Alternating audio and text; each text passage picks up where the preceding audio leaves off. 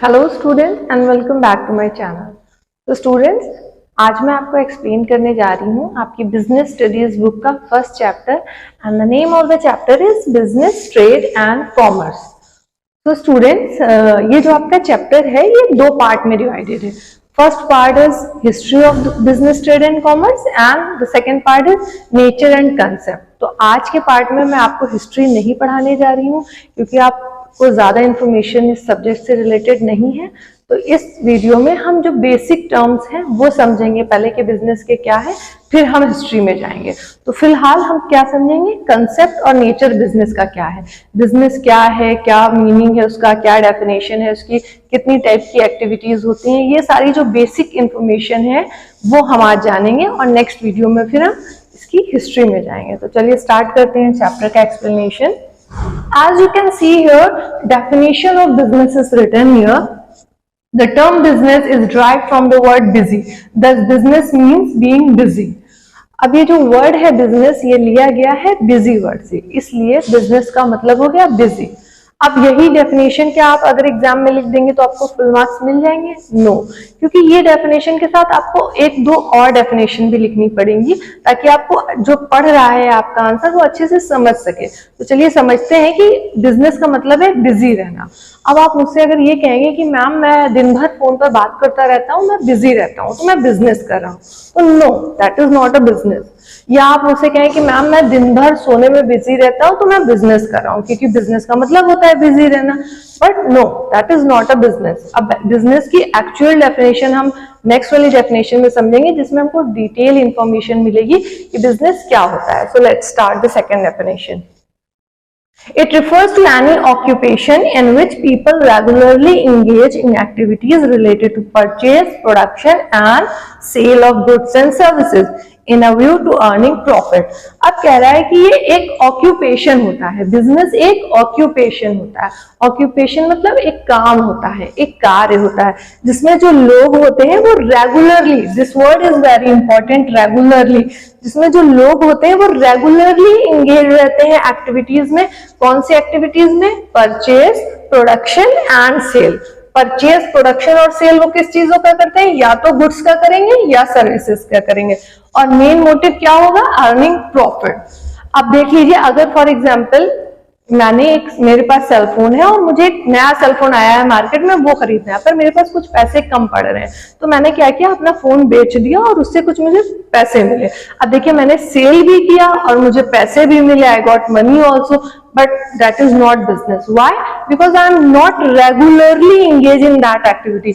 एक बार मैंने वो सेल फोन खरीद लिया, फिर वो मेरा काम खत्म हो गया, मैं उसमें रेगुलरली एंगेज नहीं हूँ। तो बिजनेस करने के लिए हमें रेगुलरली एंगेज होना पड़ेगा purchase, production and sale of goods and services के लिए।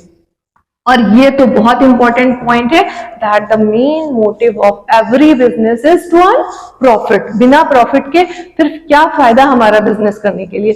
आपके घर में, अपनी फैमिली में जो भी आप क्या बिजनेस कर रहे हैं, आप उनको ही सोच लीजिए, why they are doing particular business? To earn profit. पैसे कमाने के लिए हर कोई बिजनेस पैसे कमाने के लिए ही कर रहा है। तो मेन मोटिव हर बिजनेस का is to earn profit only, पैसे कमाना ही होना चाहिए।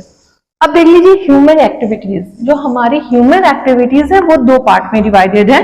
First one is economic and the second one is non economic activity. Definition is written here, human activities which are perform to earn livelihood. अब वो activities human की जो इसलिए perform करी जाती हैं ताकि हम अपनी रोज की जिंदगी चला सकें। तो दैट मीन्स कि वो एक्टिविटीज जिसके थ्रू हम पैसे कमाते हैं।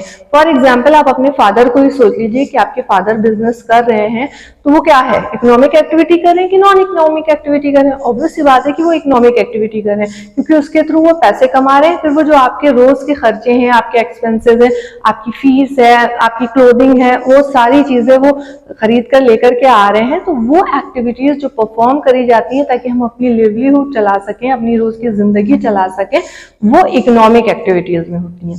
अब the second one is non economic activities, human activities which are performed out of love and sympathy. वो एक्टिविटीज जो हम परफॉर्म करते हैं आउट ऑफ लव, किसी के प्यार में, किसी के अफेक्शन में, या आउट ऑफ सिंपैथी, तो वो सारी एक्टिविटीज नॉन एक्टिविटीज होती हैं, नॉन इकोनॉमिक एक्टिविटीज होती हैं।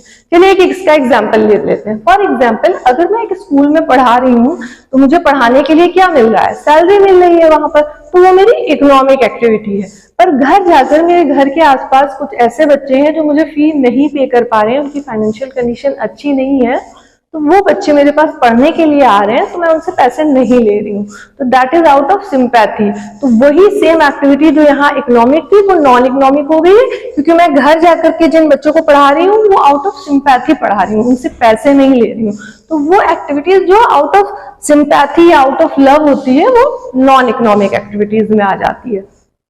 अब चलिए, इकोनॉमिक एक्टिविटीज हमें समझ में आया, वो एक्टिविटीज होती हैं जो हम इसलिए करते हैं ताकि हम अपनी रोज की जिंदगी, जो हमारे खर्चे हैं, एक्सपेंसेस हैं, वो कर सके, पूरे कर सके। तो अब जाहिर सी बात है, इकोनॉमिक एक्टिविटीज वही एक्टिविटीज होंगी जिनसे पैसे मिल रहे होंगे। तो इकोनॉमिक एक्टिविटीज हमारी 3 टाइप्स की होती हैं। First one is employment, profession and business. ये 3 टाइप की इकोनॉमिक एक्टिविटीज होती हैं। अब बिजनेस के बारे में तो हम स्टार्टिंग से ही पढ़ते आ रहे हैं, वही हमने समझा है कि बिजनेस जो होती है उससे हमें क्या मिलता है, प्रॉफिट मिलता है। अब बिजनेस कौन कर सकता है, कोई भी बिजनेस कर सकता है। आपके घर में कोई भी हो, वो चाहे मोबाइल की शॉप खोलना चाहे, वो किसी भी चीज का बिजनेस करना चाहे, वो कर सकता है। तो वो बिजनेस करेगा तो उसे क्या मिलेगा, ही और शी विल अर्न प्रॉफिट, उसे प्रॉफिट मिलेगी। अब एम्प्लॉयमेंट में क्या होता है कि हम कहीं भी जाकर के एम्प्लॉयड अगर हुए हैं तो हमको उसके बदले में क्या मिलती है, सैलरी मिलती है।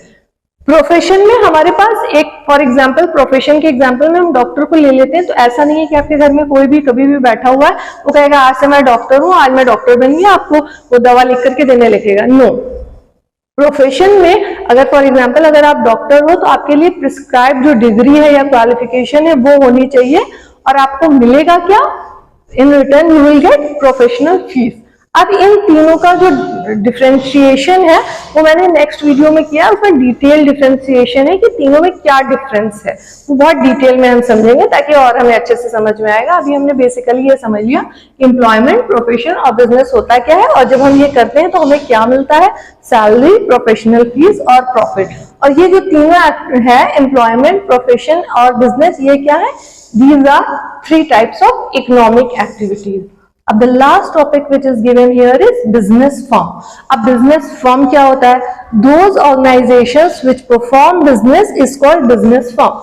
वो ऑर्गेनाइजेशन जो बिजनेस क्या करती हैं, परफॉर्म करती हैं, वो ऑर्गेनाइजेशंस कहलाती हैं बिजनेस फर्म। अब बिजनेस फर्म या तो सोल प्रोप्राइटरशिप हो सकती है, कोई अकेला इंसान कोई बिजनेस स्टार्टअप कर रहा है, सोल प्रोप्राइटरशिप हो गया। ज्वाइंट स्टॉक कंपनी हो सकती है, मिल करके बहुत सारे लोग स्टार्टअप कर रहे हैं, तो वो हो जाएगा। तो वो डिपेंड करता है। तो वो कोई भी ऑर्गेनाइजेशन जो परफॉर्म कर रही है बिजनेस, वो क्या कहलाती है, बिजनेस फर्म कहलाती है। आई होप कि इतना जितना मैंने आपको पढ़ाया है उतना आपको समझ में आया होगा। नेक्स्ट वीडियो में हम थोड़ी और जो बातें हैं, थोड़ी और जो टॉपिक रिलेटेड है इस चैप्टर से, वो समझेंगे अच्छे से, और फिर हम आएंगे किस पार्ट पे, हिस्ट्री पे आएंगे। History part is also very important, although थोड़ा सा बोरिंग हो सकता है क्योंकि हिस्ट्री थोड़ी सी किसी को बहुत इंटरेस्टिंग लग सकती है, किसी को बोरिंग लग सकती है। अब ये डिपेंड करता है आपके ऊपर कि आपको इंटरेस्टिंग लगती है कि बोरिंग लगती है। पर फिलहाल के लिए हम क्या करेंगे, इतनी चीजें हमको अगर समझ में आ गई है तो फिर हम हिस्ट्री से अच्छे से रिलेट हो पाएंगे। दैट्स वाई मैंने पहली वीडियो में आपको ये पार्ट एक्सप्लेन किया है। अब जो आगे आने वाली वीडियो है उसमें मैं आपको हिस्ट्री का पार्ट एक्सप्लेन करूंगी। होप कि आपको ये एक्सप्लेनेशन समझ में आया होगा, and please do like and subscribe to my YouTube channel. Bye everyone.